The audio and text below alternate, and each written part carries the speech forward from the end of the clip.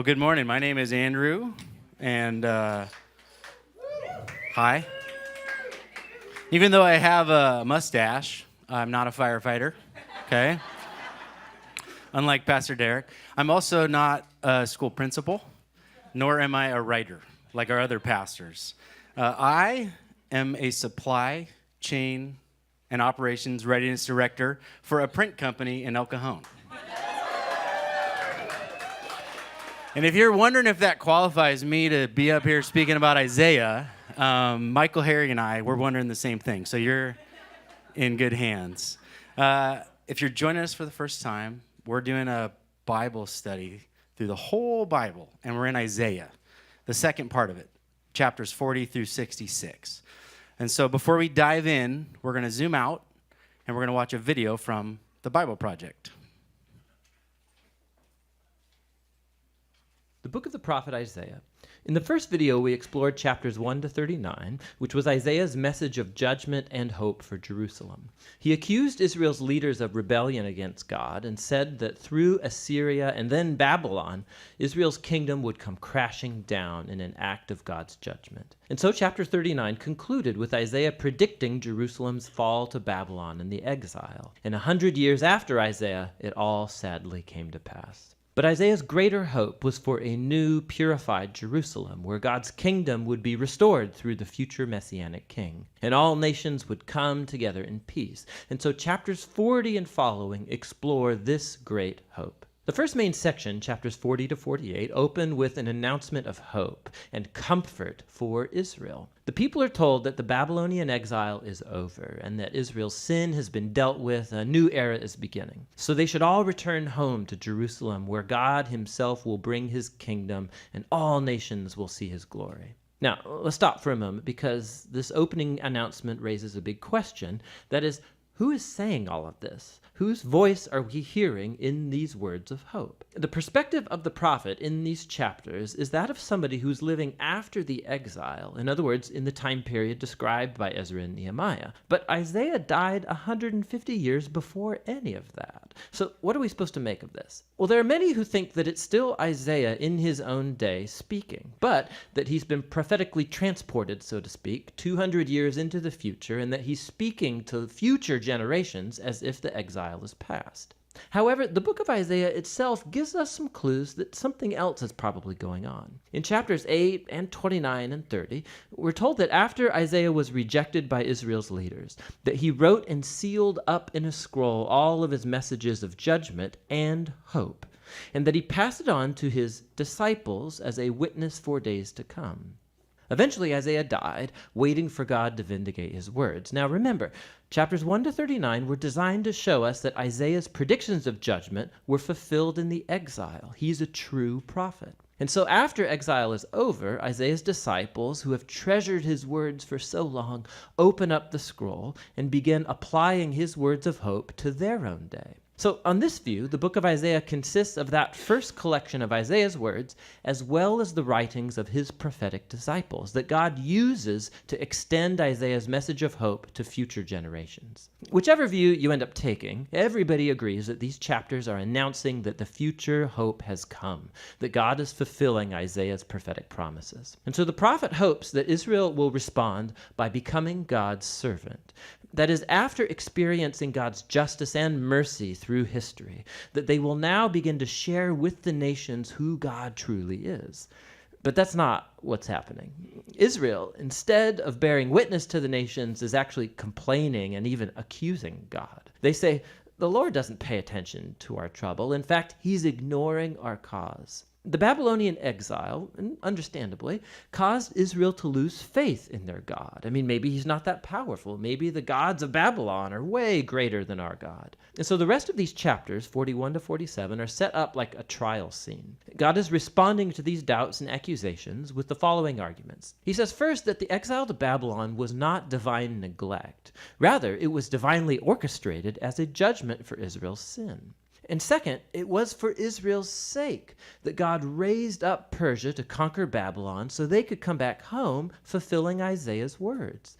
So the right conclusion that Israel should draw is that their God is the king of history, not the idols of the nations. In the fall of Babylon and the rise of the Persian king Cyrus, Israel should see God's hand at work and so become his servant, telling the nations who he is. But by the end of the trial, chapter 48, we find that Israel is still as rebellious and hard-hearted as their ancestors. And so God disqualifies them as his servant, but God still is on a mission to bless the nations. And so the prophet says God's going to do a new thing to solve this problem, which moves into the next section, 49 to 55. We're introduced to a figure who's called God's servant, who's going to fulfill God's mission and do what Israel has failed to do. God gives this servant the title Israel and sends this person on a mission to, first of all, restore the people of Israel back to their God, but second, to become God's light to the nations. And we're told that this servant is empowered by God's Spirit to announce good news and to bring God's kingdom over all of the nations. It sounds just like the Messianic king from chapters 9 and 11. But then we learn the surprising way of how the servant will bring God's kingdom. He's going to be rejected and beaten and ultimately killed by his own people. In reality, as he's being accused and sentenced to death, he's dying on behalf of the sin of his own people. The prophet says the servant's death is a sacrifice of atonement for the people's evil and rebellion.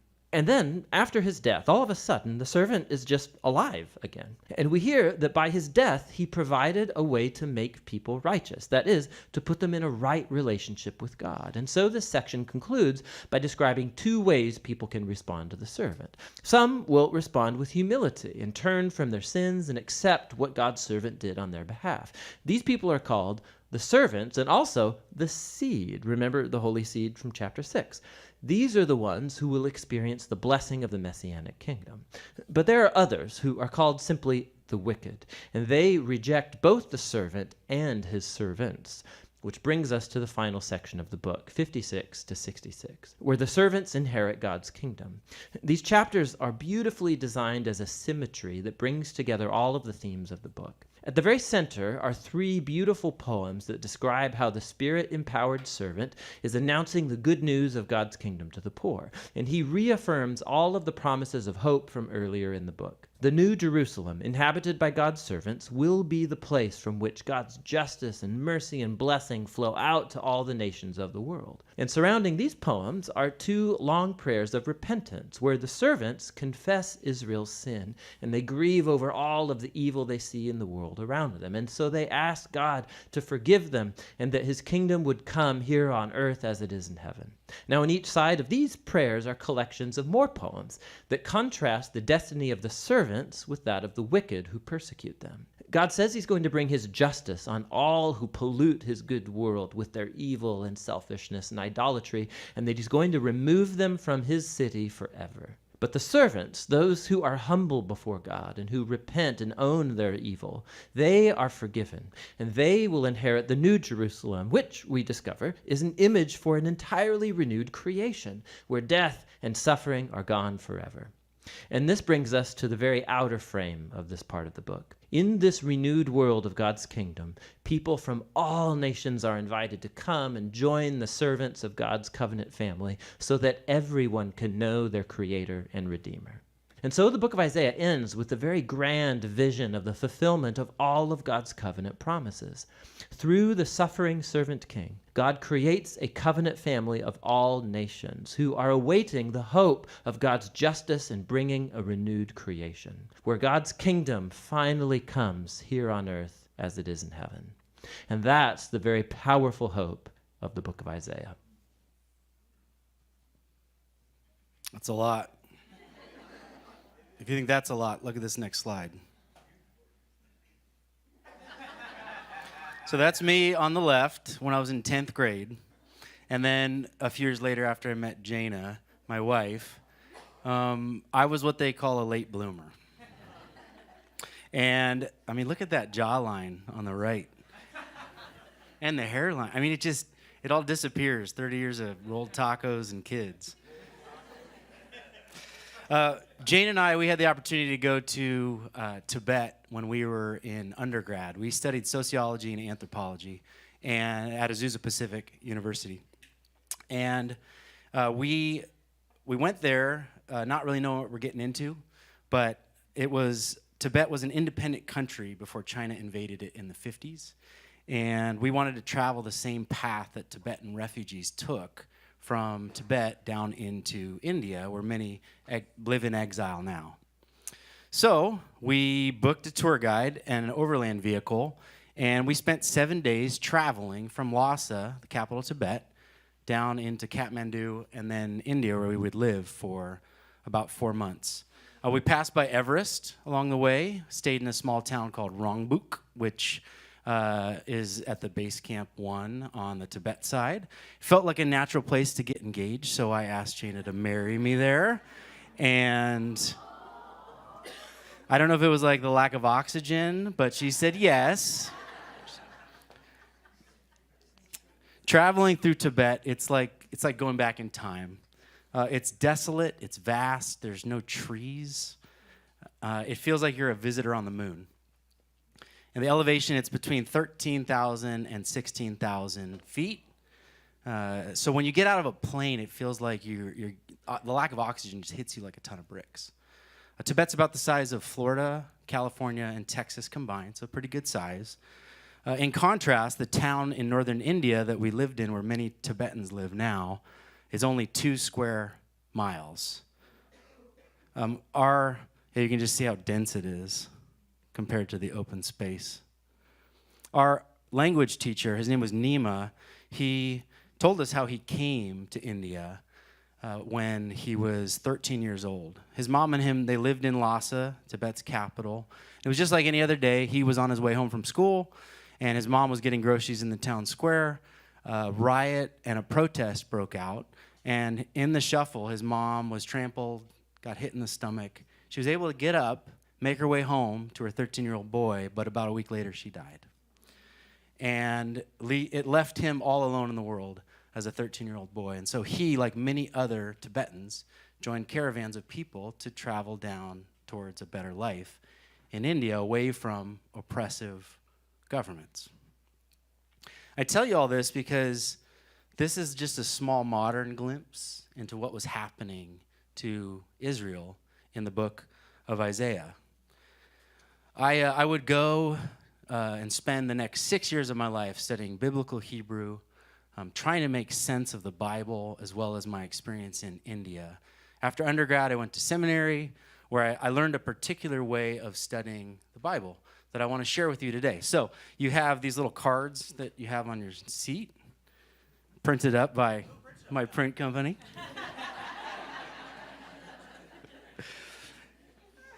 And you'll see 5 questions. The 5 questions are, who wrote it?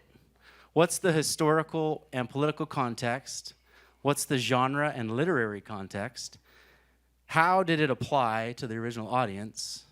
And lastly, how does it apply to us? Now, I know what some of you are thinking. You have like a supply chain guy starting to talk about literary and genre and using these silly words like history. You think it's nap time, and I get it. I would probably go to sleep too. So to get our juices flowing, I want you to look to the person on your right, and I want you to just answer this question, or left. Who's your favorite author and why? Who's your favorite author and why? I'll give you about 15 seconds. Go.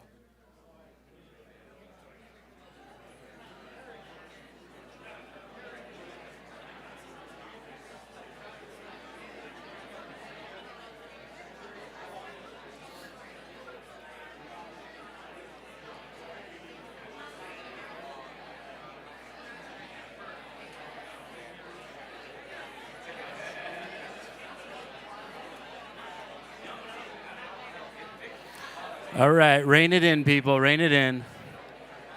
Man, I wasn't sure if there was going to be readers in the room or like audiobooks. I was a little nervous.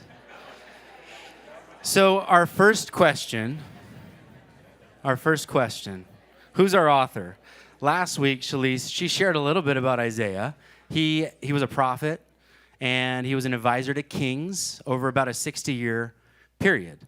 Isaiah, he lived around the 8th century BCE, and he was a part of an elite group of educated writers. Now, the names in the Hebrew text are really important.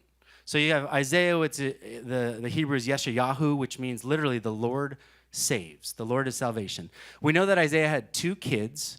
First kid, his name was She'ar Yashuv, which means a remnant shall return. Kind of like a movie, feels like Lord of the Rings.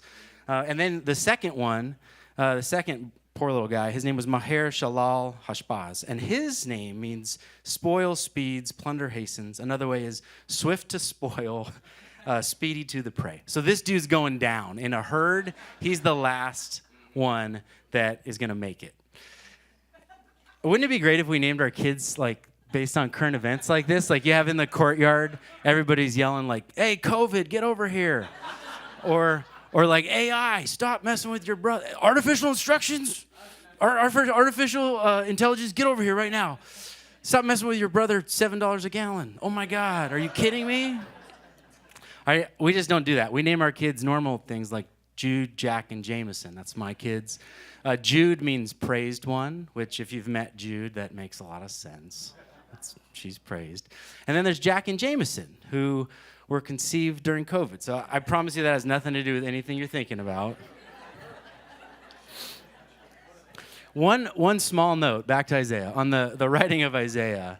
So up until the 40s, the oldest copy that we had of Isaiah was from about 1000 CE AD after Jesus. So about 1,000 years after Christ.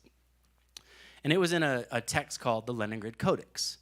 So there was a group of Jews called the Masoretic Jews that painstakingly would copy by hand these texts. And so the oldest full copy of the Bible, about 1000 AD. Now, what's really interesting is that in 1947, if you guys heard of the Dead Sea Scrolls, anybody? All right, there's a really good documentary on Amazon Prime right now. If you want to have a good nap this afternoon, turn it on. It'll put you right to sleep. Bunch of monotone archaeologists. It's awesome.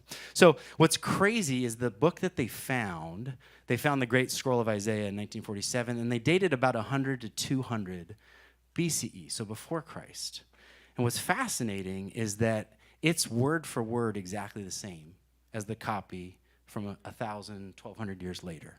So this group of Jews, they took this very, very seriously, especially the book of Isaiah. So I say all that because there was something about preserving this book that mattered to the Jews, and so we should also care about how it's preserved. Some of you guys know last June 2025, my dad passed away. And if you ever met my dad, you got to hear his stories. He liked to tell stories. If you're a lady in the room, there's a good chance he asked you out on a date. And for that, I'm totally sorry. He was 83, to give you context, but he had the confidence of Cristiano Ronaldo. He just thought he was 20 years old in an 83-year-old's body. If you were lucky enough to sit with him, you got to hear some of his life and his legacy. My wife Jana, she sat with him for 8-10 times, and she was able to listen to his stories and record them, and she put them together in a book for our family, which was really, really special. Here it is right here. And it's one of those things that it gives me courage whenever I'm having a hard day. I can go and read the stories, and I really feel like I'm connected to my dad, because sometimes it's hard to get out of bed when you lose people. Preserving my dad's stories, it helps me show up every day. In times of crisis and loss, preservation becomes necessary to combat desperation. And for Isaiah, this was survival language for a people that were living in exile, trying to make sense of all this loss. Which leads us to our next question. What's the historical and political context? Abraham Heschel, a famous Jewish theologian, said, "We cannot fully understand what the prophets meant to say unless we have some degree of awareness of what happened to them." So what happened to them? The next slide, you're going to see on the left, there's all these threats that came through Israel. In the middle, you have the years, and then on the right, you have the period or the person. So you just look at it. From Egypt to Canaanite to the Philistines, nothing but just external threats pushing into Israel. Then you have about 200-300 years of peace, and then Assyria comes along. completely decimates the northern kingdom, takes them out. And then later Babylon comes along and in 586 destroys the southern kingdom and the temple. Like our modern day Tibetans, they are forced to live in exile in a foreign country without all their stuff, their places of worship, their homes. The family's just ripped apart. Now, the temple was everything to the Israelites. We don't really understand. Like right now, our church is getting demolished across the way, and I've not heard one person in this room say, God, why is Derek doing this? Or why is Pastor Shalice and the Babylonians destroying our church? Like, we're not doing that because we know it's going to be rebuilt, right? We're not devastated by it. But for the Hebrews, this was everything. So some of you I know grew up Catholic. Just imagine in one day the Vatican is demolished. Like, what would that mean for Catholics around the world? Or as Americans, after 9/11, what would it be like if the White House, Jefferson, Washington, Lincoln memorials completely turned to gravel? Statue of Liberty gets knocked into the sea. What would that look like? You and I are put on buses. Some of us don't live. Some of us fight. Fancher, you're probably going to fight and probably won't make it. We're going to get carted down to Central and South America. I'm just kidding. I'm with Fancher. Yeah. We're going to get carted down to Central South America, away from our stuff, away from our homes, while other people live in our houses, enjoying our values, all the things that we think are important. Which leads us to our next question. What's the context of this passage? What's like the literary context or the genre? What kind of speech is it, and where does it fit in Scripture? So Isaiah has like a bunch of different genres throughout it. There's stuff that's called Hebrew prophetic poetry. There's narrative. There's songs. There's something called apocalyptic, which is one of my favorites. Not to be confused with Mel Gibson's hit from 2006, Apocalypto. Different, okay? Very different. But a fascinating topic altogether. We don't have time for that today. So today, all we're going to talk about is these 4 verses in Isaiah 54. And I want you guys to pay attention to the imagery, okay? This is called prophetic poetry, Hebrew prophetic poetry.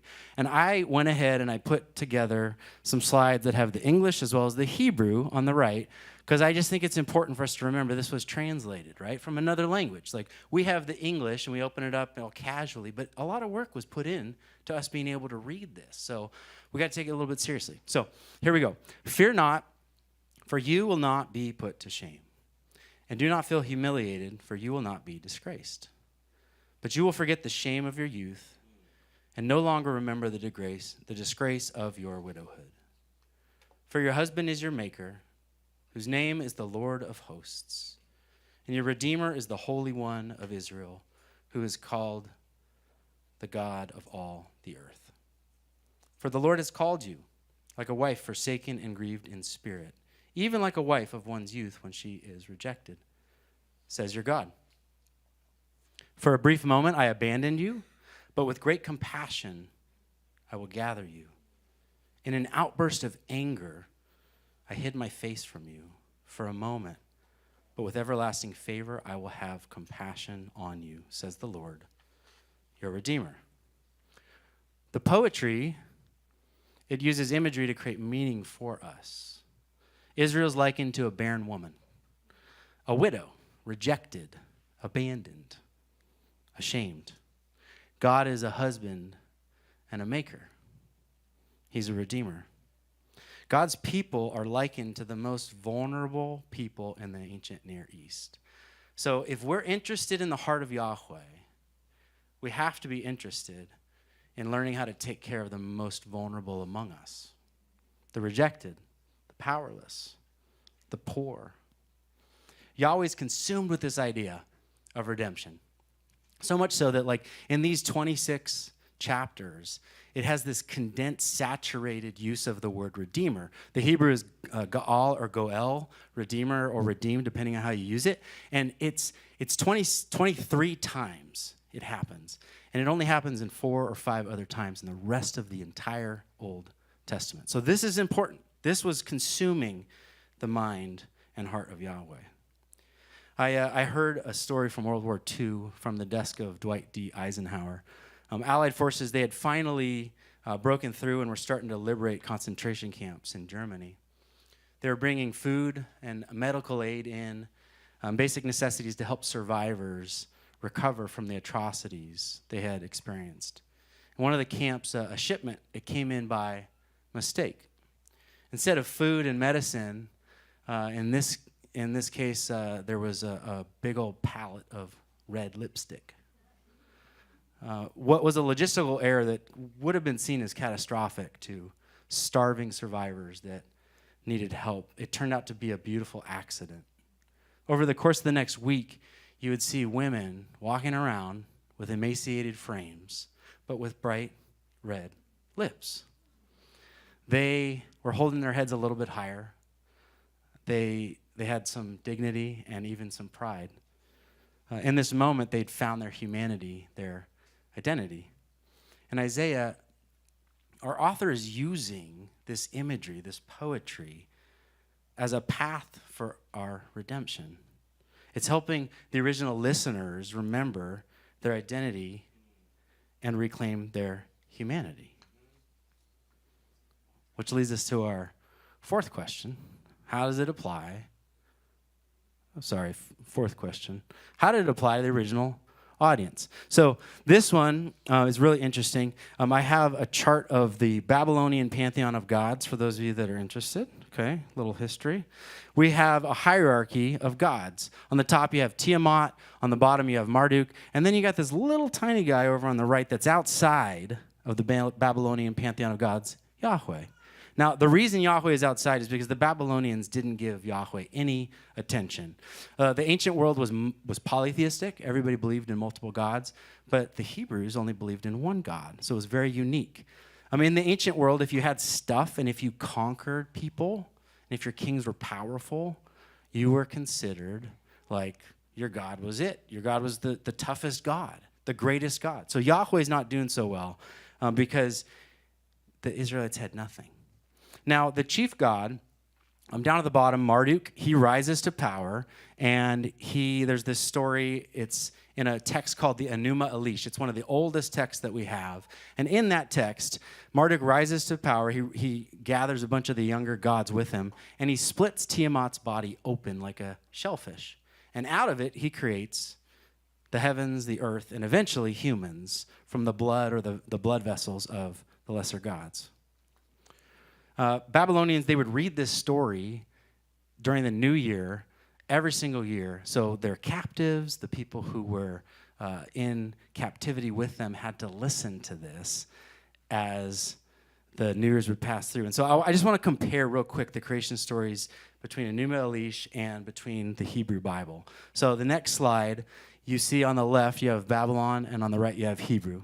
So on the left, number 1, it says, he split her like a shellfish into 2 parts. Half of her he set up and stretched out as the heavens. And then on the right, the Hebrew, in the beginning, God created the heavens and the earth. On the left, number 2, under Babylon, I will establish a savage. Man shall be his name. From his blood he created mankind. And then the Hebrew, then the Lord God formed man from the dust of the ground and breathed into his nostrils the breath of life. And the man became a living being. And finally, in Genesis 1:31, it says, God saw everything he had made, and it was good. Israel's origin is a little bit different than Babylon's origin. Israel's begins in a garden, and it's called good. So let's put that in the context of Isaiah. Yahweh is called the maker of heaven and earth. He's a husband who will call back his rejected wife.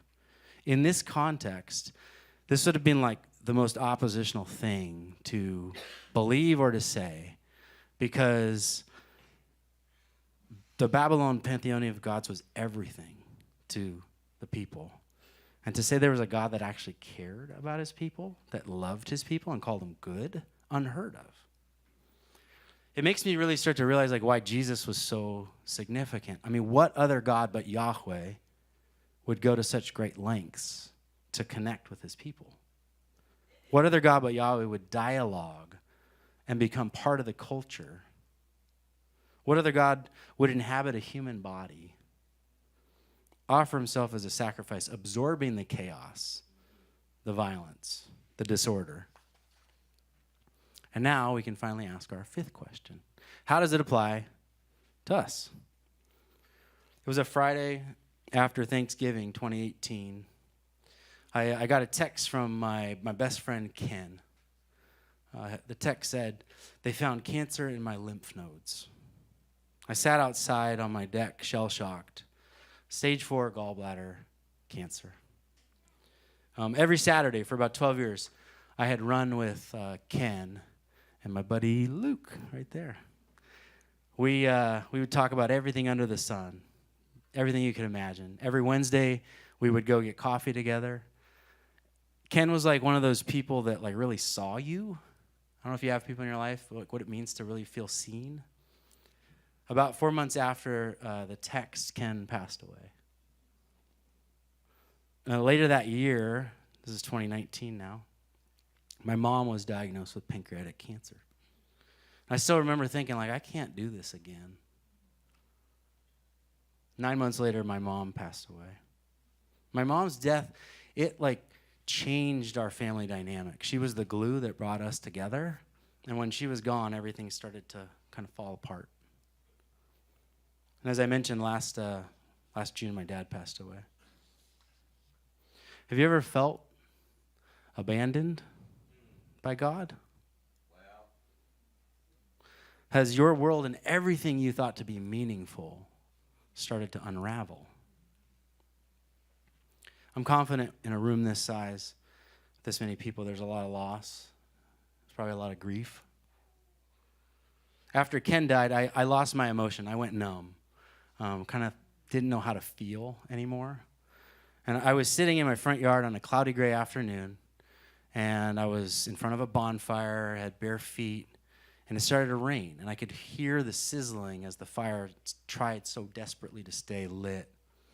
As the rain came down, something broke inside of me, and I started to yell at the top of my lungs.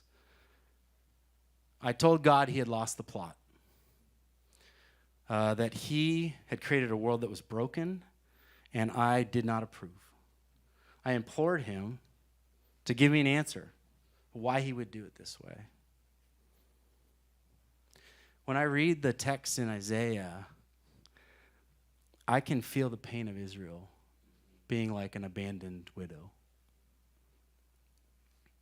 And if I'm brutally honest, I can also relate to God's anger in the passage. When I cried out that day, I opened up my connection with God again through the vessel of anger of all things. Yahweh, the God of the Hebrews, is not and has never been interested in power or perfection. He's interested in connection over perfection, repair over regret. As we wrap up, I'm going to have Jeff come up and play some background sounds. I'd like to do a contemplative exercise with y'all, if you're up for it. So, if you feel comfortable, close your eyes. I want you to take a deep breath with me. Breathe in. Breathe out.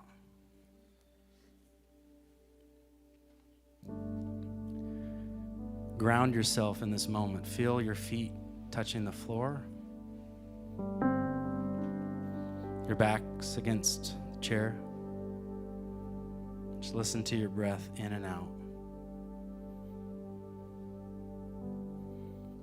I want you to think about a time when you felt abandoned or alone.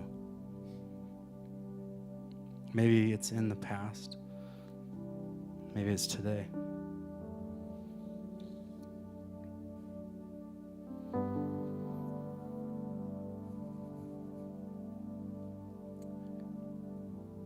I'm going to read the words of Isaiah, and I want us to imagine Yahweh, the maker of heaven and earth, sitting next to you, with you, as I read. Fear not, for you will not be put to shame. Do not feel humiliated, for you will not be disgraced. You will forget the shame of your youth and no longer remember the disgrace of your widowhood. For your husband is your maker, whose name is the Lord of hosts. And your Redeemer is the Holy One of Israel, who is called the God of all the earth. For Yahweh has called you like a forsaken wife, grieved in spirit, even like a wife of one's youth when she's been rejected. For a moment I abandoned you, but with great compassion I will gather you. In an outburst of anger, I hid my face from you for a moment, but with everlasting favor I will have compassion on you, says Yahweh, your Redeemer. You can open your eyes. I thought I would end today a little differently with a communal prayer, something the Israelites did daily when they were in captivity in Babylon. So it's a little weird, but we're going to do it, okay? On the screen, I'm going to put up what's called the Shema. It was the most powerful prayer that the Israelites had. Kristen taught us this a few months back. It's in Deuteronomy 6. Shema Yisrael Adonai Eloheinu Adonai Echad.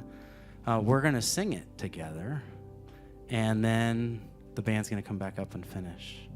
The literal translation means, "Hear Israel, Yahweh our God, Yahweh is one." And it goes like this. Shema Yisrael, Adonai Eloheinu, Adonai Echad. Shema Yisrael, Adonai Eloheinu, Adonai Echad. Shema Yisrael, Adonai Eloheinu, Adonai Echad. Last time. Shema Yisrael,